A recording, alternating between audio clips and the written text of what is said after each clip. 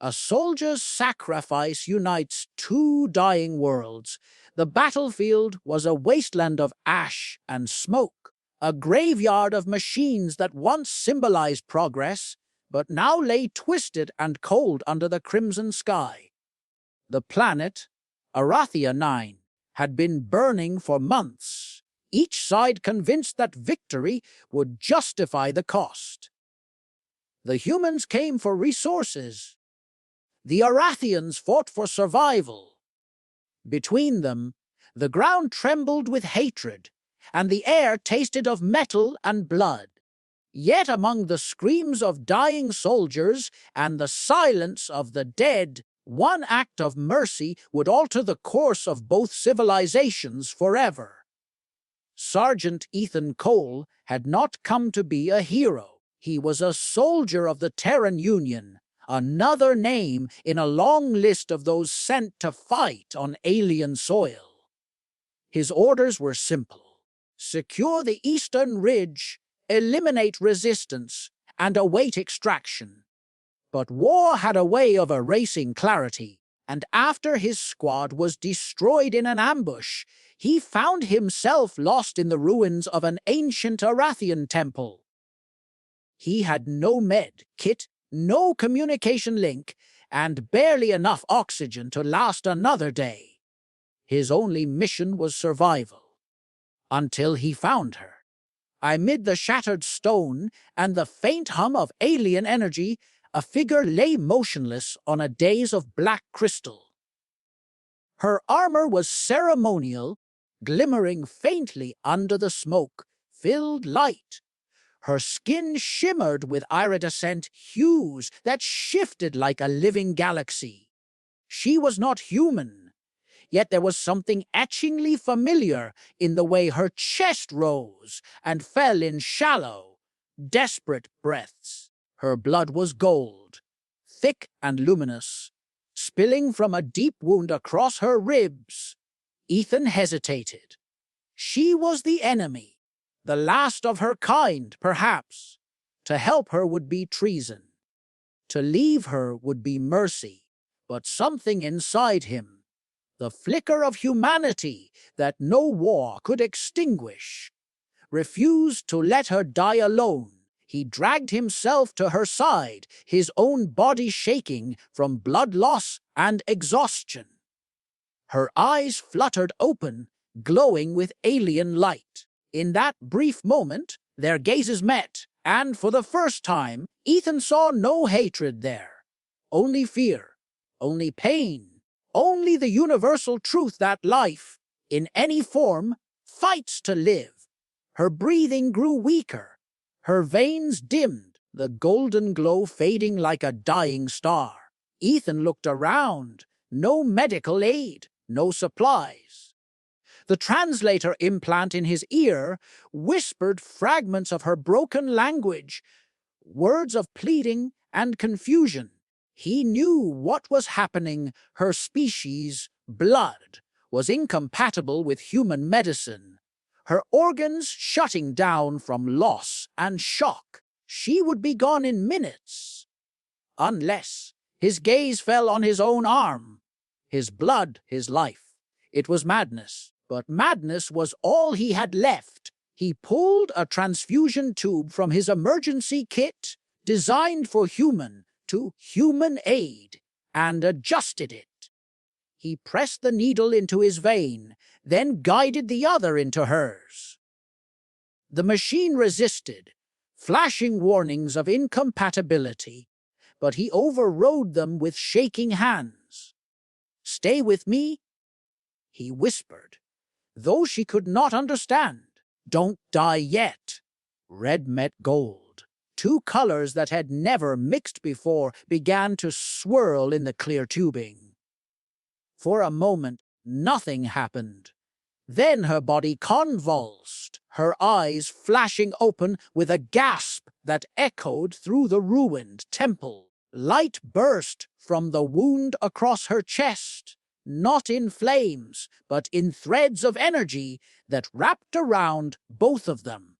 Ethan felt his pulse quicken, his mind flooding with sensations that were not his own.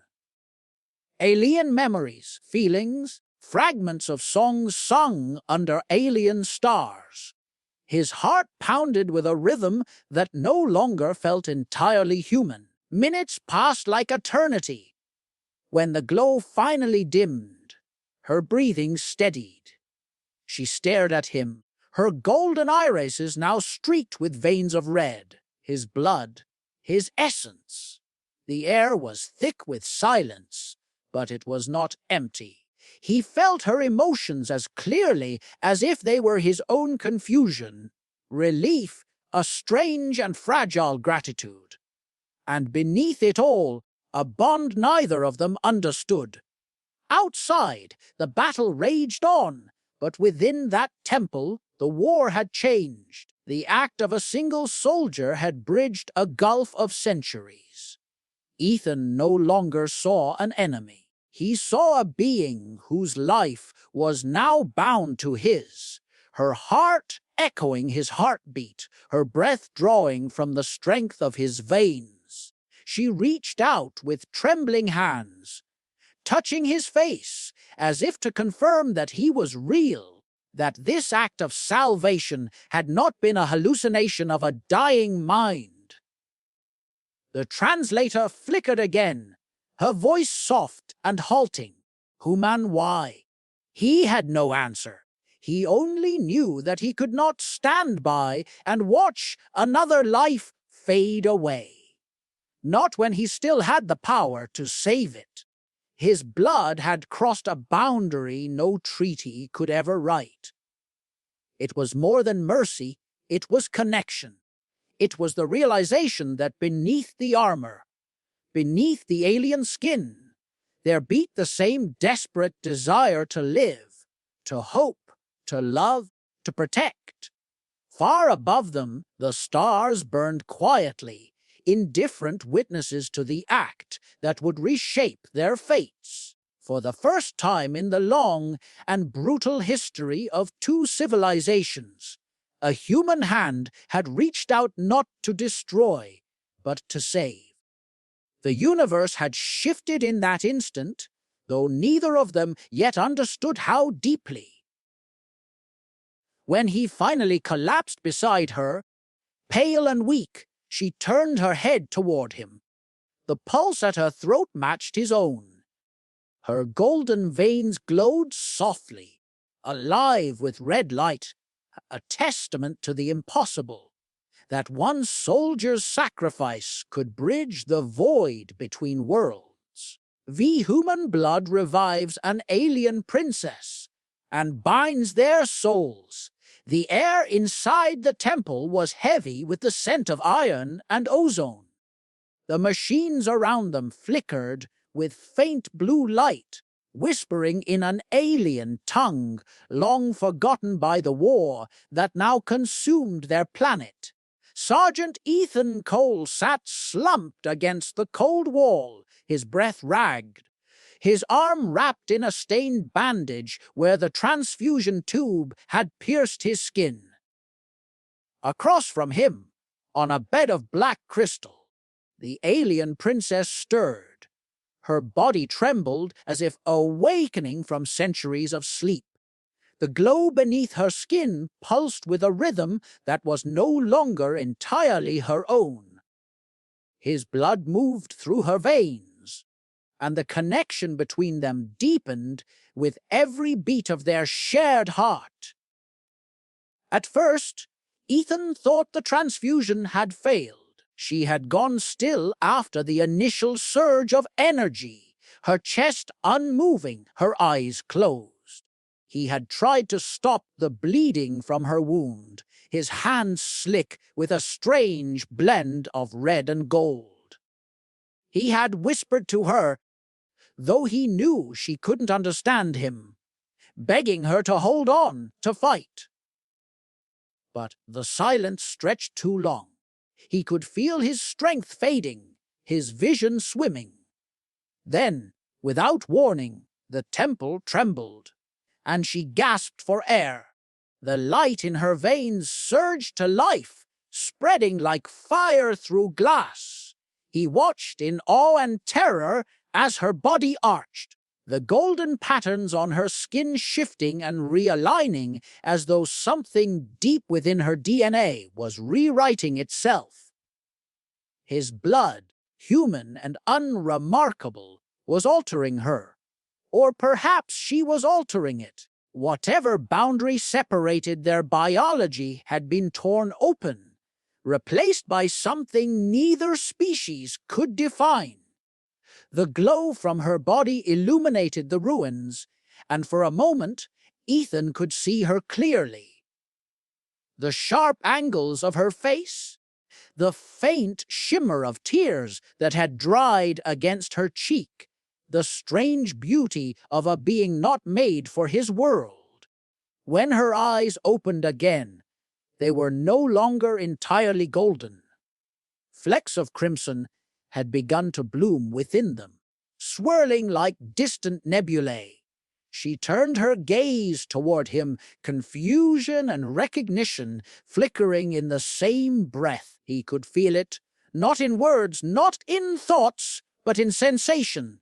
Fear, pain, curiosity.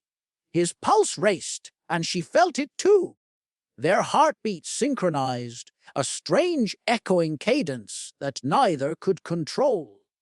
He lifted his hand, weak and trembling, and she mirrored the gesture as though guided by an unseen force. When her fingers brushed his, a surge of warmth spread through both of them, a wave that carried fragments of memory and emotion. He saw flashes of her world before the war. Cities that floated among the stars, seas of silver light, songs sung in a language that resonated through crystal towers. He saw the faces of her people, proud and radiant, and their final moments as fire rained from the human fleet. The images were not his own, but he felt them as if they were. His chest tightened with guilt he couldn't name. When the vision faded, she was crying softly, the sound fragile and haunting. She spoke a word, faint and trembling, her voice filled with disbelief, bonded. The translator implant in his ear caught the sound, hesitated, then repeated it in his language. Bonded. The meaning struck him before the word did. Something deeper than survival had occurred between them. The blood transfusion had not merely saved her, it had joined them. Every beat of her heart drew from his. Every breath she took resonated through his chest. When she reached out to touch the wound on his arm, the skin beneath her fingers tingled, and he felt her presence inside his mind, not invasive, but intertwined. Ethan tried to pull away, but the connection resisted. It was as if invisible threads anchored them together. When he moved, she felt it. When she gasped in pain, his own pulse stuttered. He looked at her, trying to speak, but words were useless. Their thoughts brushed against each other like waves on opposite shores. He felt her gratitude like a whisper in his skull, her confusion, her fear. Beneath it all, a question pulsed through her emotions. Why would a human, her enemy, give his life to save hers? He didn't have an answer, but she sensed the truth anyway. That he couldn't bear to watch another being die in front of him. That the war had taken enough. That mercy was all he had left to offer. Her expression softened, and a strange calm settled between them. The golden veins beneath her skin pulsed once more, brighter now, steadier.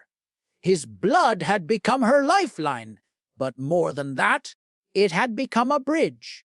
Two species that had spent centuries in hatred were now connected through the most intimate act imaginable: the sharing of life itself. Outside, the storm of war continued. The ground quaked as ships clashed in the skies above, their weapons tearing through the atmosphere. Yet inside that ruined temple, a silence lingered, not the silence of death, but of something new being born. She sat up slowly, the movement graceful but uncertain. Her body still bore the signs of her injuries, but her energy was returning. She looked down at her hands, turning them over, marveling at the faint red hue that now coursed beneath her skin. She whispered again, her voice softer, almost reverent. "Your blood sings." Ethan didn't understand the words, but he felt the emotion behind them.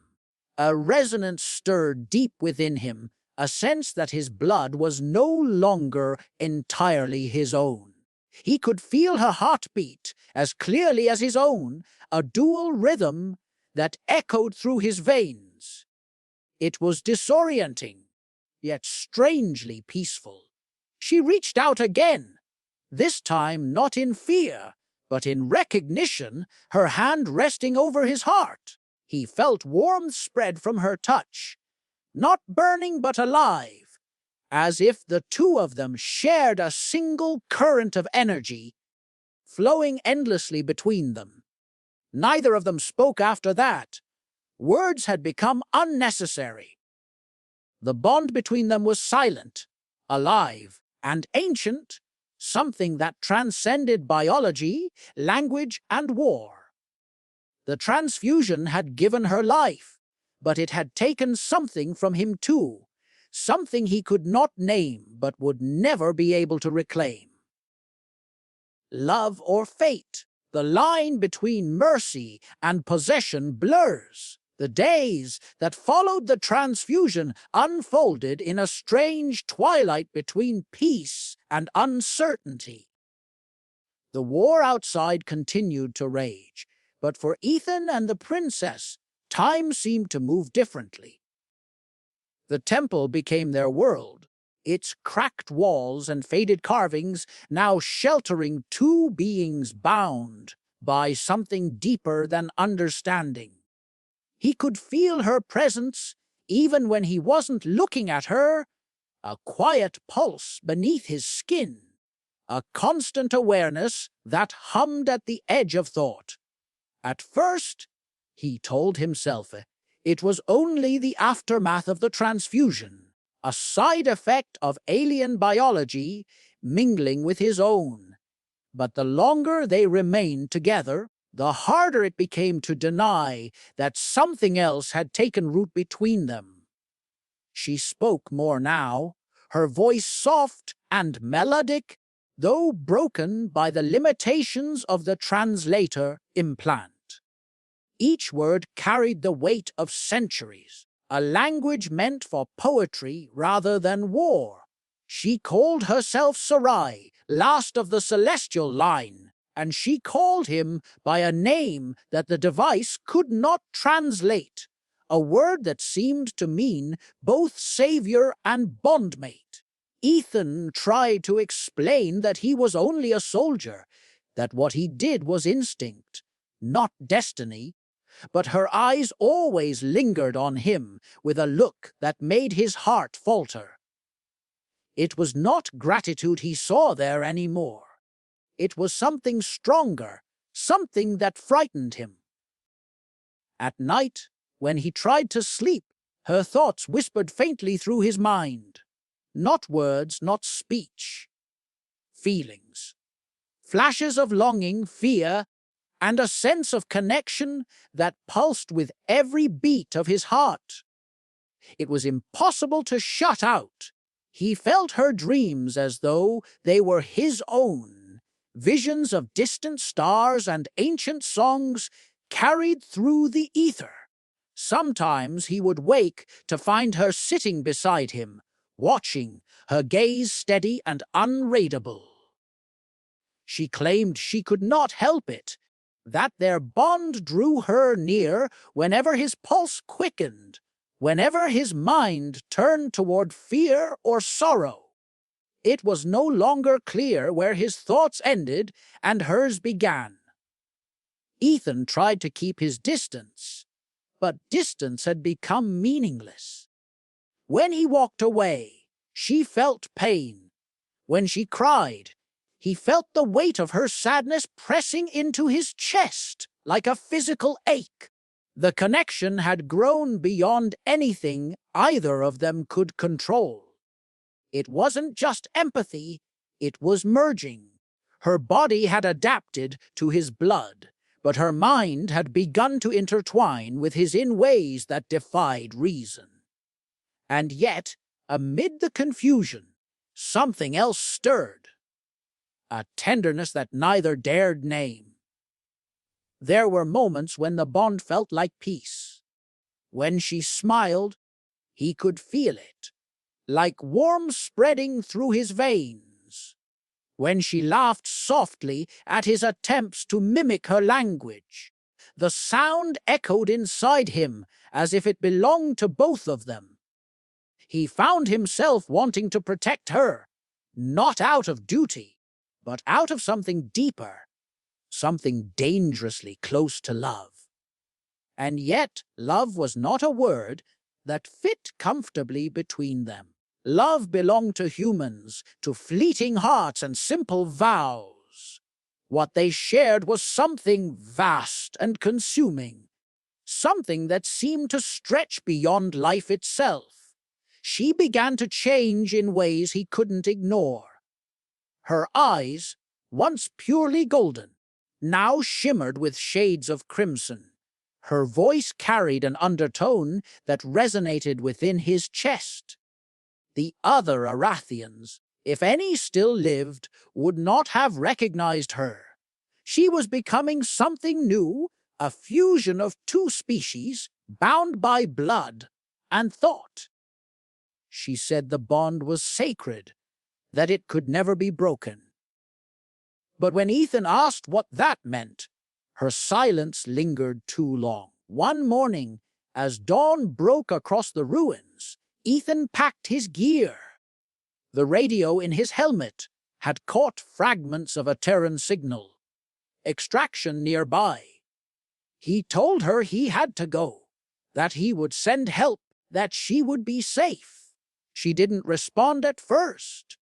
Her gaze was distant, her fingers trembling slightly as if the very thought of separation caused her pain. When she finally spoke, her voice was barely a whisper. "You cannot leave." He turned to her, his chest tightening. "Sarai, you're alive now. You'll survive. That's what matters." Her expression shifted. Sorrow, disbelief, then something darker. "No," she said, stepping closer. "You do not understand. Your blood is mine now. My life, my pulse, they are tied to you. If you leave, I will fade. If I die, you will follow. The bond does not end." The word struck him like a blow. He wanted to deny them, to call it superstition, a side effect of her physiology, but deep inside, he knew she was telling the truth. The ache in his chest when she moved too far from him, the dizziness when she slept too long. It all pointed to something irreversible. He had not saved her, he had become part of her. He stared at her, struggling to find words. She stepped forward again, her hands trembling as they touched his face. Her skin was warm, her breath steady, but there was something possessive in her touch, a quiet desperation that frightened him more than the war ever had. "You gave me life," she whispered. "No, you are my life." He closed his eyes, feeling the connection hum between them, alive and relentless. It wasn't love in any way he had ever known it. It was deeper, older, something primal that erased the line between compassion and captivity. He had acted out of mercy, but mercy had become chains of blood and spirit. He could feel her heartbeat in his veins, her thoughts curling around his own like vines seeking sunlight. He began to understand what she meant when she said bonded. It wasn't a promise or even affection. It was an eternal link, a fusion that neither of them had chosen, but both were bound to live with. She no longer needed his words, his reassurance, or even his touch to know what he felt. Every emotion he tried to hide echoed in her mind. Every flicker of doubt brought pain to them both. What began as an act of compassion had become a shared existence, inseparable and consuming. From war's ashes rises the first bond of interstellar unity. The world above them burned for what felt like eternity. The final days of the war between humans and Arathians were nothing but static on the galactic channels. Broken transmissions filled with orders that made no sense. Fleets scattering, alliances shattering, planets falling silent. Both sides had lost too much to call it victory or defeat. When the Terran command finally pulled their surviving forces from Arathia 9, they left behind a wasteland of broken machines, ash-covered soil, and ghosts of both species. Ethan Cole was one of those ghosts, thought to be dead, lost behind enemy lines. But he was not alone. Within the ruins of the temple, Ethan and Princess Sarai existed in a fragile equilibrium. The bond between them had deepened, transforming from survival to symbiosis. His blood still ran in her veins, but the flow of energy was no longer one-sided. When he grew weak, she gave back what she could. A pulse of warmth, a surge of strength that defied explanation. It was as if their bodies had learned to share the same rhythm, the same source of life. They could not be separated without risking death, and yet in that dependence, something new was born. Understanding. Outside, the war's remnants moved like shadows. Scavengers, deserters, and automated drones still hunted the battlefield. Ethan and Sarai stayed hidden, surviving off stored rations and whatever fragments of alien technology still worked. Each night, they would sit together beneath the cracked dome of the temple, where the shattered ceiling opened to the stars. She spoke of her ancestors who once traveled freely among those stars, not as conquerors but as keepers of peace. He told her of Earth, of oceans, cities, and the strange human need to fight for meaning even when there was none to be found. Their voices blended, two histories weaving together like threads in a tapestry neither species had ever imagined sharing. In those quiet conversations, something shifted between them and the universe that had abandoned them. They were no longer enemies, no longer soldier and princess. They were representatives of two civilizations that had bled each other dry.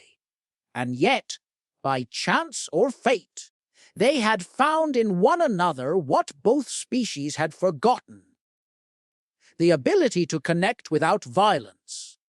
The temple, once a monument to an ancient god of war, had become a sanctuary of coexistence. Its walls bore witness to something the galaxy had never seen: two beings, once divided by hatred, now bound by blood and shared existence. When the Terran search teams finally returned months later, scanning the planet for survivors, their sensors detected something anomalous. A surge of bioenergy unlike anything recorded. A human life signature intertwined with alien readings, pulsing in perfect synchronization. The retrieval unit expected a trap. What they found instead was beyond science or command structure. They found Ethan standing beside the Arathian princess, their hands clasped, their eyes glowing faintly with the same light. He did not raise his weapon. Neither did she. The soldiers hesitated, unable to decide whether they were looking at two survivors or a single new being. The first words exchanged between them and the Terran captain were uncertain, almost reverent. Ethan explained what had happened. The transfusion, the bond, the transformation neither of them could reverse. The captain didn't believe him at first, not until Sirai stepped forward and spoke in perfect English. Her voice soft but firm, her tone carrying both authority and sorrow. She spoke of the war not as a battle of species, but as a wound shared by both sides. She declared that the bond between her and the human soldier was not an accident, but proof that coexistence was possible. Her words carried a resonance that made even hardened veterans fall silent. Back on the human flagship, scientists and diplomats gathered to study the phenomenon. They ran endless tests, scanned their DNA, measured the energy fields that surrounded them. The results defied every known law of biology and physics. Their bodies operated as one system, two consciousnesses interlinked by neural synchronization. What had begun as a desperate act of mercy had evolved into something the human and Arathian scientists began calling a convergence. Neither infection nor mutation. It was evolution. The union of two species through compassion rather than conquest. While politicians debated, Ethan and Sarai remained together, subjects of awe and fear.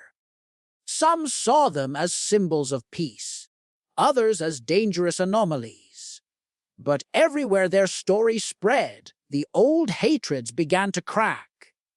On Arathia's surviving colonies, rebel commanders laid down their arms.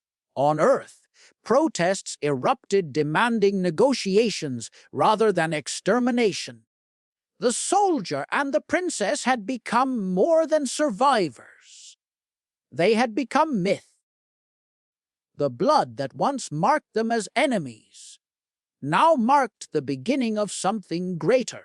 Ethan often wondered if it was truly peace that they represented, or simply exhaustion from endless war. Sarai would answer that it didn't matter.